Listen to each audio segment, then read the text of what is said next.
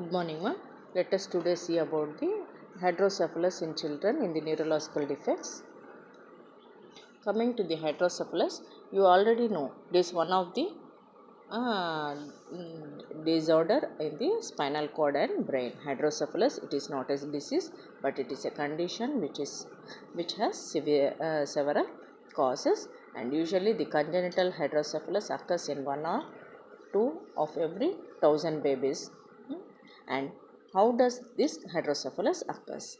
Usually it occurs at the cerebrospinal fluid that brain will then the brain will absorb. That means whatever this cerebral CSF should be there, more than that it will be there. A child may be born with this, but it can happen to a person at any age, and older children and adults with an abnormal growth in the head or a head injury can develop hydrocephalus, and most common reason for the brain surgery in children is the hydrocephalus only. And children often will have their full life span with this hydrocephalus also. It can be diagnosed as early as possible, and it can be treated to reduce the excess fluid of the brain. Usually shunt, they will perform the shunts, and excision and will be done, and usually the life can be survived till the and they will not have the life shortened, they will have full life. What the expectancy will be 100% recovered. What are the key signs for this hydrocephalus in a children? Means how can we identify? Means physical signs and symptoms we can see. Means large head you can see, bulky head you can see, and headache, blurred or double vision you can see. In these babies will have blurred or double vision, abnormal eye movements, abnormal enlargement of the toddler's head, and sleepiness and sluggishness, nausea and vomiting, unstable balance. Hydrocephalus, it may occur at any age, but most commonly in infants and adults, and elderly people more than 60 years. This hydrocephalus can occur. It affects adults, both male and female, as well as all the races, and usually it can be seen in 5 to 6% of the dementia cases. Coming to the definition, usually it is buildup of fluid in the brain, and precisely this CSF will be more in the ventricular system, and which is caused for the damage of the increased pressure in the head. Coming to the ventricular system in the brain is made up of 4 chambers. Usually in this the CSF is more. That means the definition itself is buildup of fluid in the brain which causes for the CSF to be more in the ventricular system, caused by the damage of the increased pressure in the head.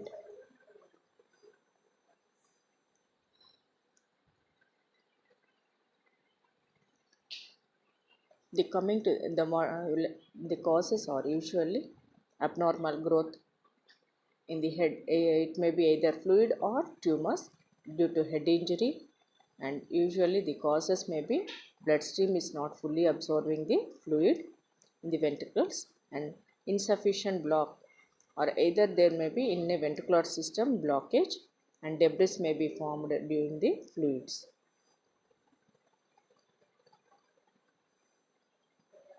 The sign usually here the clinical manifestations may be headache, vomiting, and increased intracranial pressure will be seen, and that results the hydrocephalus, and usually it is diagnosed at the toddler age and infancy, and you can see the large size of head, bulky head. Physically you can see bulky head.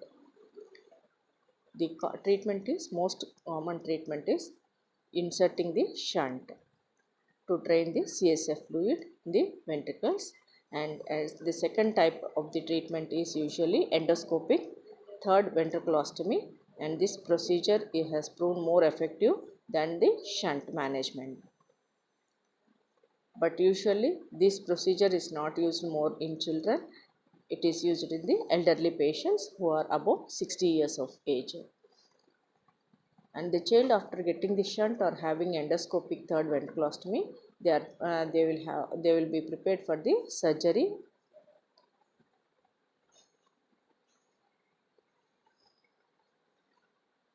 according to the condition of the child, that is history, either it is genetic, either it had occurred in the infancy or in the toddler age group, and the cause of the occurring of the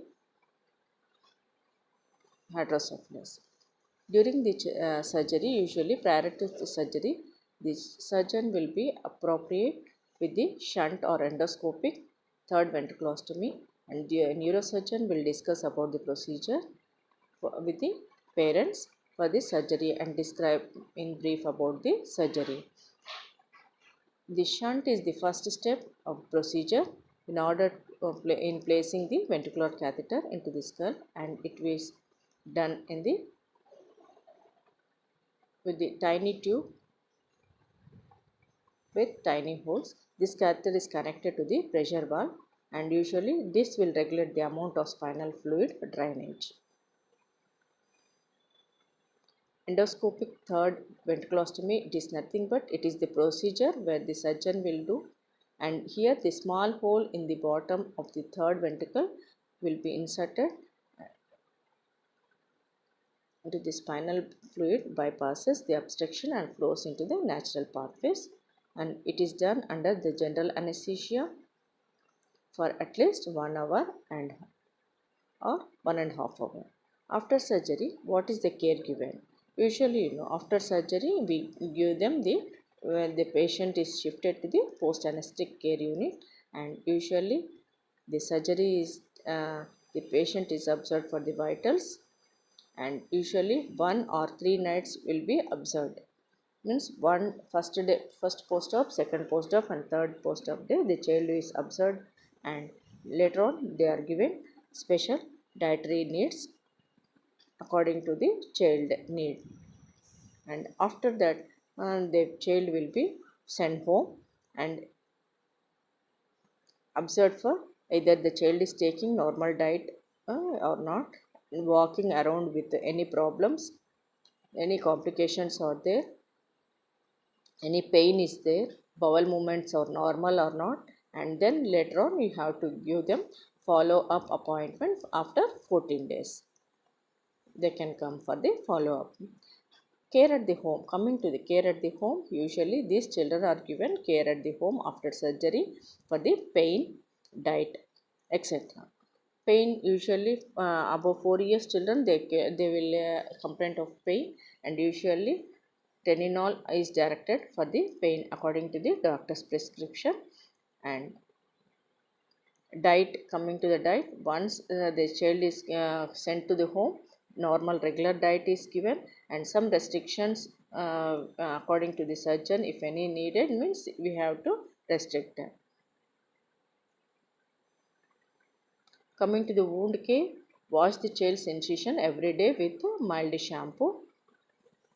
Activity, child will be slowly resume their regular activities and return to the school or daycare after 5 days after surgery, depending on the recovery of the patient.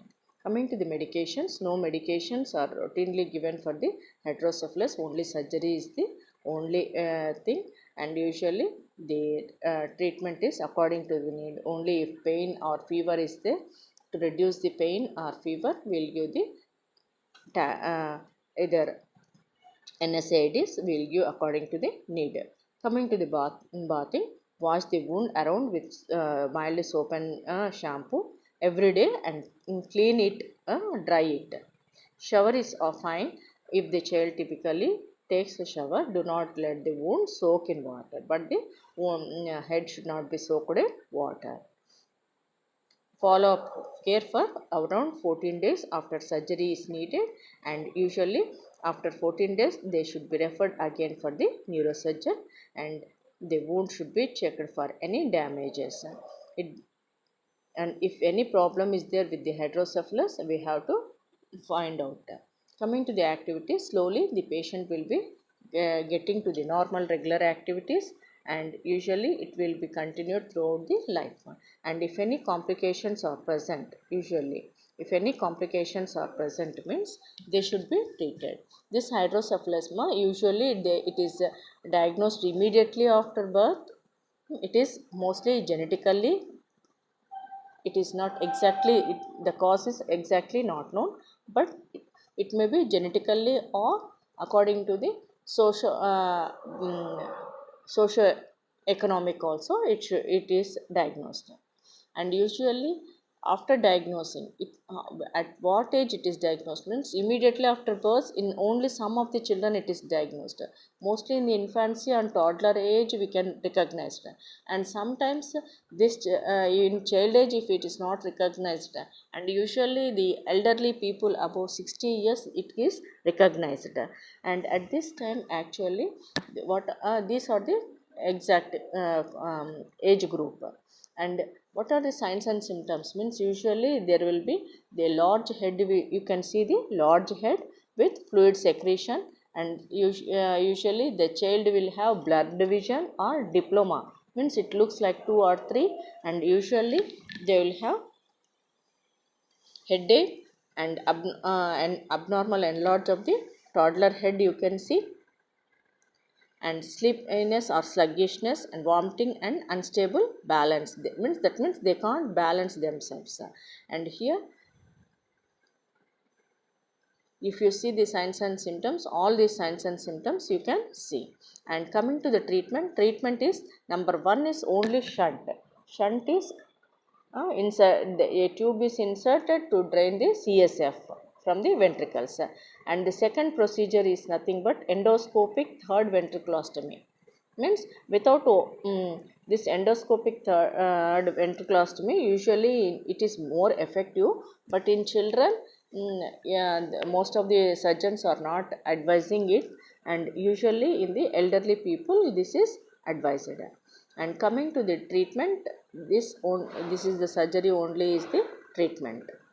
And usually here only shunt catheter is used for the or ventricular catheter is used for endoscopic catheterization. And after surgery, post-op immediately the post-op patient is shifted for the post-op unit. They are observed for the vitals until 1 2 3, that means first post-op day, second post-op day, third post-op day, the patient is observed how much fluid is collected, and how the any complications are there, any pain is there, and the patient is having normal activity, they are taking the normal diet. Till the third day or fifth day the patient should have the normal diet. And fifth day the patient will be, third or fifth day according to the condition they will be sent home. And again they should attend the neurosurgeon after 14th day. And after 14th day actually they are again they have to have the follow up for the checkup.